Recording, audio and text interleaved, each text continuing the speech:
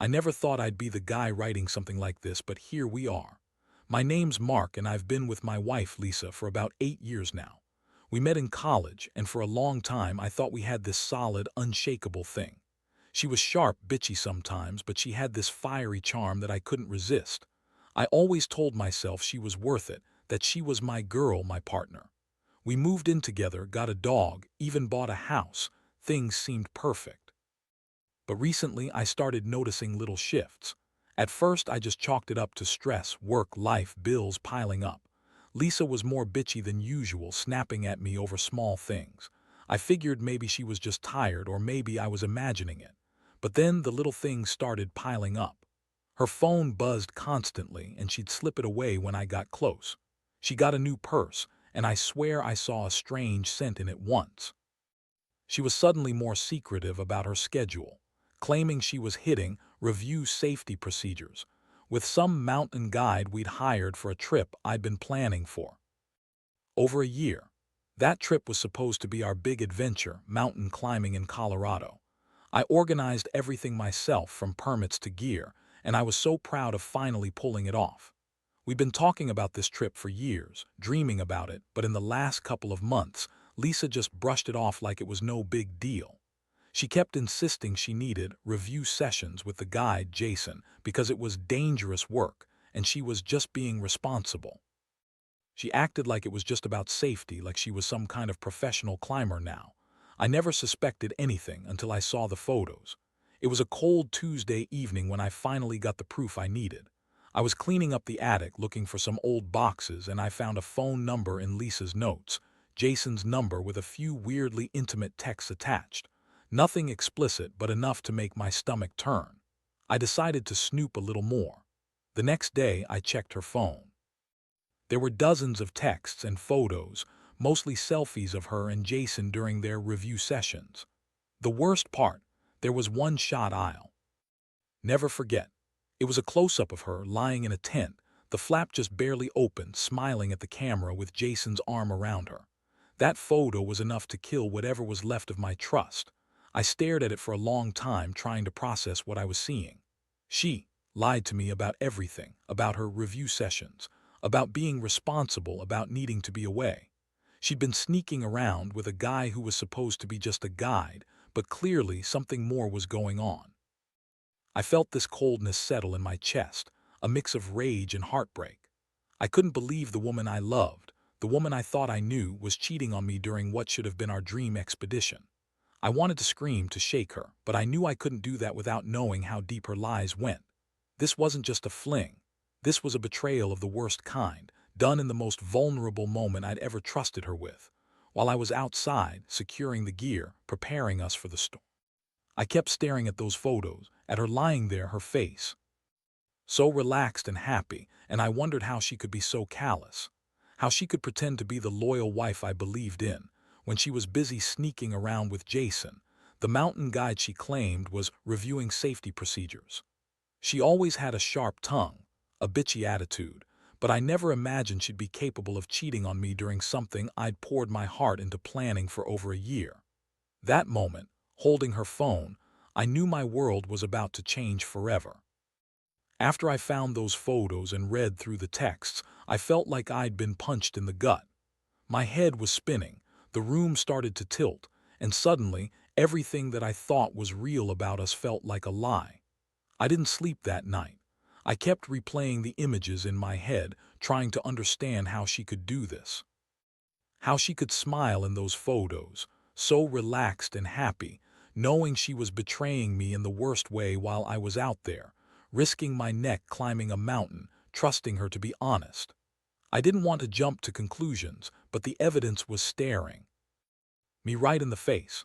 I kept asking myself, was this a one-time thing, or had it been going on for months? I remembered her bitchy attitude and the strange, secretive behavior, how she'd always cover her phone when I came near, how she'd dismiss my concerns about her sudden obsession with safety and review sessions. She'd always been good with words, convincing and manipulative when she needed to be. And honestly, I started to feel like an idiot for missing all the signs. The next day I decided I couldn't keep quiet. I waited until she got home from work, then I confronted her. I told her I knew about the texts, the photos, everything. Her face instantly turned sour. She tried to brush it off, calling me paranoid, saying I was overreacting, that I was just jealous because she was doing her job. She had this bitchy smirk like she thought she was so clever for lying to my face. I wasn't buying it. She threw out all kinds of bullshit. Said Jason was just a friend, that they'd been reviewing safety procedures as part of her job, that she was helping him with some mountain rescue thing, and that I was just insecure. She looked me dead in the eyes and told me I was imagining things, that I was crazy and jealous, that I was overreacting. But I could see the desperation behind her eyes, a flicker of guilt that she was trying to hide. That made me even angrier. How could she lie so effortlessly? How could she pretend she was innocent when the proof was right there? I felt a surge of rage mixed with betrayal. I wanted to scream at her, to shake her, to make her admit the truth. But instead, I kept my voice calm, cold, even. I told her that I never wanted to see her again if she was going to cheat on me, that I deserved better than this, that she was done lying to me. She snapped back, calling me possessive, accusing me of not trusting her, and that I was just jealous because I can't handle her independence. Yeah, right. Like I was supposed to believe that crap. That night I lay awake, staring at the ceiling, feeling like I'd been hit by a truck. The betrayal hit me hard. I kept thinking about all the times I'd trusted her, all the dreams we'd built. And now I was left with this awful realization. The woman I loved, the woman I thought was my partner, was out there, sneaking around with a guy who was supposed to be just a guide, probably doing who knows what kind of sex behind my back. The thought made me sick. I felt the tears come, but I fought them back. I didn't want her to see me broken, at least not yet. In the days that followed, everything felt numb. I couldn't focus on work, couldn't eat properly. My mind kept circling back to those photos, that tent, and her face, so relaxed, so at ease, as if she had no conscience. It was like she'd erased her guilt, and I was left clutching the truth, raw and brutal. I started thinking about what I should do next. Should I confront her again? Should I just cut ties and walk away? I knew I couldn't stay in this limbo, not with her lying and sneaking around like that. Whatever the hell I was going to do, I needed to be smart about it. Because right now, I felt like I'd been robbed of the woman I thought I knew and replaced with a stranger I couldn't recognize. I also started to realize how much I'd invested in that mountain trip, in her, in us. And that hurt like hell. I had poured so much hope into that adventure, into trusting her to be honest. Now, all I saw was betrayal, deep, ugly, and unforgiving. I didn't know what the future held, but I knew I couldn't keep pretending everything was fine. The trust was shattered, and I didn't want to be naive anymore. That night, as I sat alone in the dark, I promised myself I'd get to the bottom of this, no matter what it took, because I wasn't going to let her get away with this. Not without consequences. The next few days were a whirlwind of emotion. I kept replaying the entire situation over and over, trying to piece together what I missed, what I didn't see. I started questioning everything about our relationship. How long had she been sneaking around? Did she ever really love me, or was I just fooling myself all these years? The betrayal cut so deep I felt like I was bleeding from the inside out. Every time I saw her name or heard her voice, a surge of anger and sadness would flood over me. I was furious at her for lying, but I was just as devastated that I had trusted her so blindly. I decided I needed to confront her again, but this time I had a plan. I wanted to be calm, collected, and precise. I wanted her to admit what she'd done, no more bullshit excuses. So I waited until she came home from work, acting as if everything was normal. I was sitting on the couch pretending to watch TV, but inside I was boiling. When she stepped inside, I looked her in the eyes and said, "We need to talk." She looked nervous, a little defensive, but she tried to brush it off. "What do you want, Mark? I told you I was busy with work stuff today." I didn't buy her act. Instead, I laid it out straight. I told her I knew about Jason, the photos, the texts. I told her I saw her lying to me, sneaking around behind my back while I was out trying to secure our safety during the mountain trip. She kept insisting was just about reviewing safety procedures. Her face went pale, but she kept her cool, at least on the surface. She sat down, crossed her arms, and looked at me with that bitchy smirk again. "You're overreacting," she said, voice dripping with disdain. "It's none of your business what I do with Jason." That comment made me snap. I stood up, voice rising. "It is my business when you're out there screwing him while I trust you with my life on that mountain. You lied to me about everything. About the trip, about your job, about who Jason really is. You're supposed to be my wife, Lisa, not some cheating bitch who can't keep her legs closed." She rolled her eyes, huffed, and spat. "Oh, please. You think I'm the only one in this relationship who's been lying? Maybe if you paid more attention to your own shortcomings, you wouldn't be so damn clueless. I was helping Jason with some rescue drills, that's all. You're just jealous because I'm more competent than you ever were, not that you'd understand that." I felt my blood boil. Her words were so full of venom, so full of her typical bitchy self-justification. I knew I couldn't get through to her with logic or reason. She'd always been that way. She was good at twisting everything around, making herself the victim, the innocent party. But I wasn't going to let her do that anymore. I told her that I'd had enough, that I was done with her lies, and that I wanted her gone. I told her I couldn't trust her anymore, and I didn't want her in my life if she was just going to cheat and lie. She stormed out of the house, screaming about how I was possessive, jealous, and that she'd never cheat on me. Yeah, right. I watched her leave, feeling this strange mixture of relief and despair. I knew I'd made the right decision, but it still hurt like hell. I'd always believed in us and our future, but now I saw the truth. She was a selfish, manipulative bitch who cared only about herself and Jason. Not me. Not us. Over the next few days, I started packing her stuff. Not because I wanted her out immediately, though that was tempting, but because I needed to take control of the situation. I wanted to be the one to decide when this was over, not her. I also reached out to some friends I trusted just to talk, to get some perspective. The pain was overwhelming, but I knew I had to keep my head clear. This was about more than just heartbreak. It was about dignity. I wasn't going to be played the fool anymore. The hardest part was realizing how much I'd trusted her, how much I'd invested in a woman who really didn't care about me. Those years, the trips, the plans, they all felt like they'd been built on lies. The image of her lying there in that tent kept flashing in my mind. I wondered how she could be so callous, so indifferent to the damage she'd caused. I kept telling myself I'd be better off without her, that I deserved someone who wouldn't cheat on me during our most sacred moments. Still, the pain lingered, raw and fresh, like an open wound I couldn't ignore.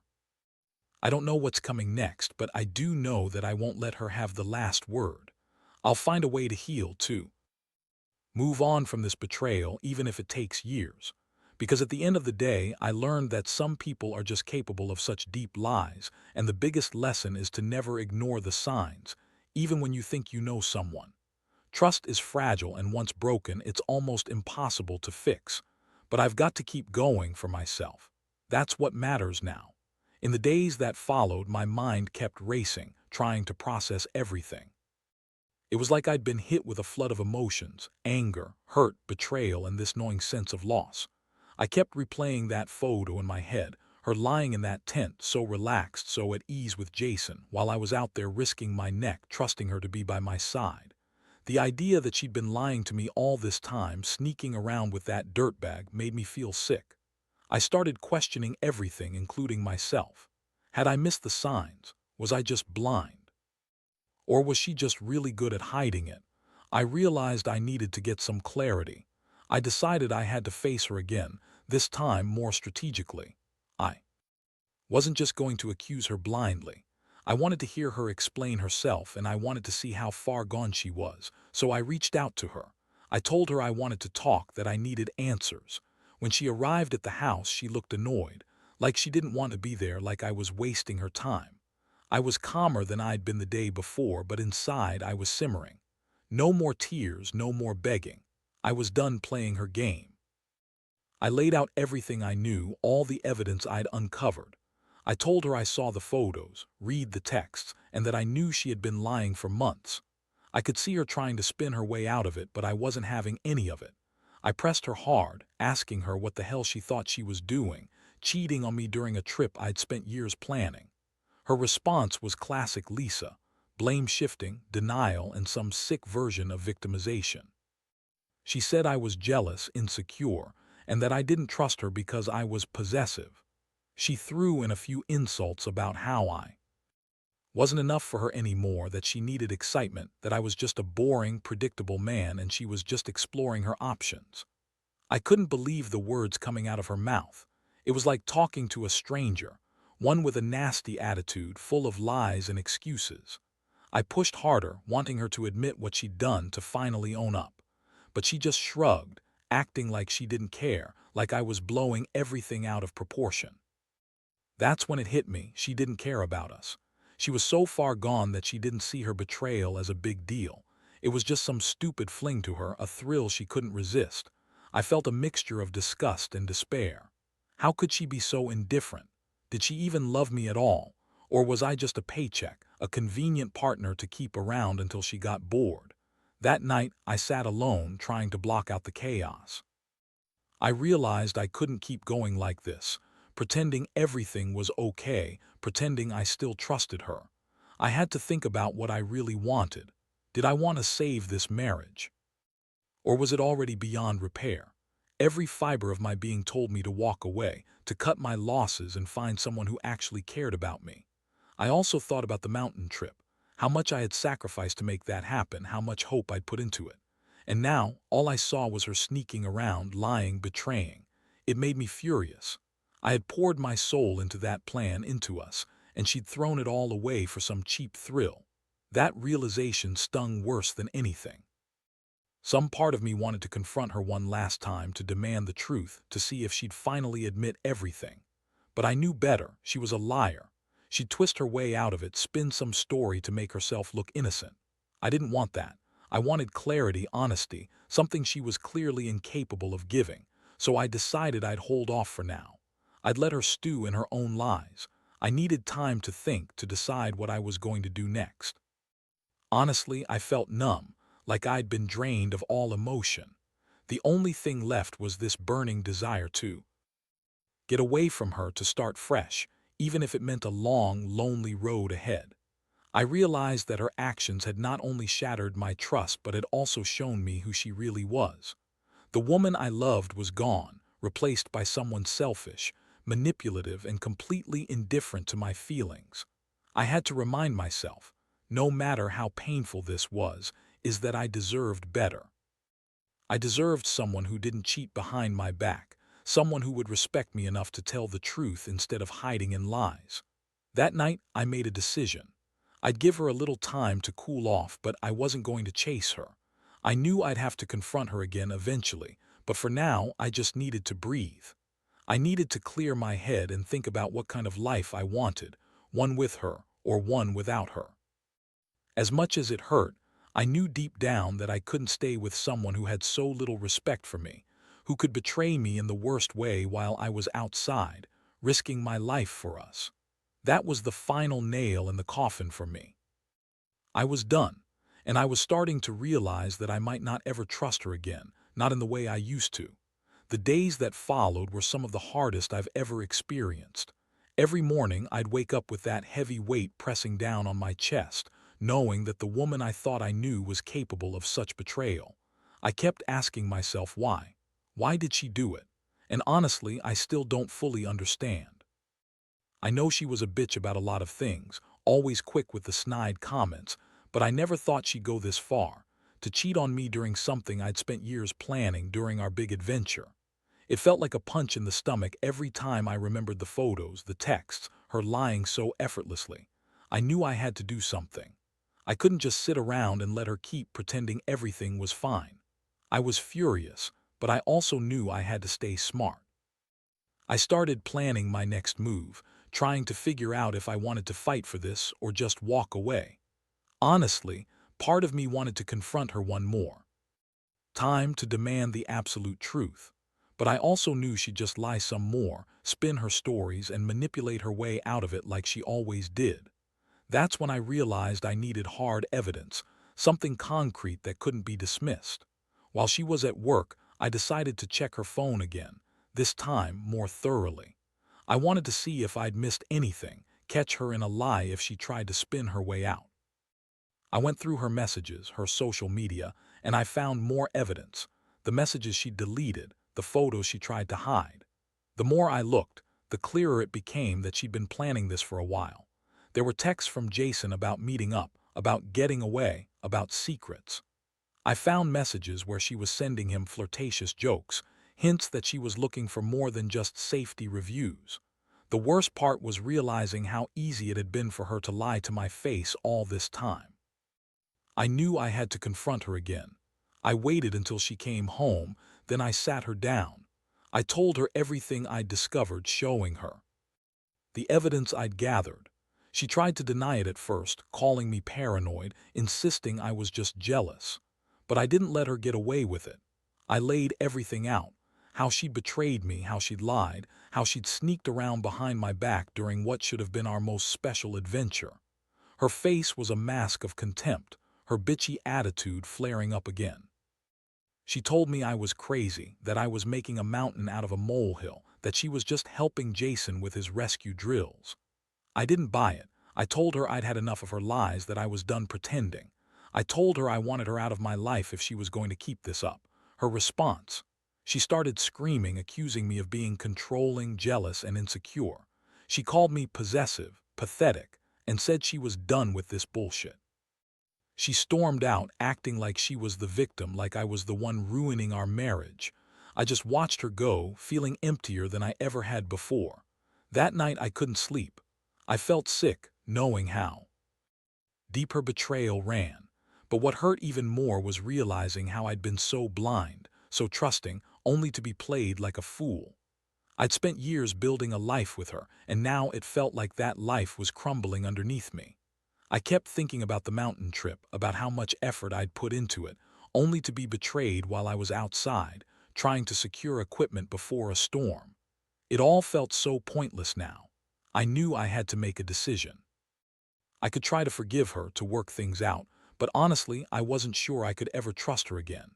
Every time I close my eyes, I see her lying there in that tent, smiling with Jason, and it makes my stomach turn. I realized that I deserved better than a woman who would cheat on me in the worst moment of our plans. The pain was almost too much to bear, but deep down, I understood that I couldn't keep pretending everything was okay. I needed to face reality. She was gone from my life, at least in the way I thought she was.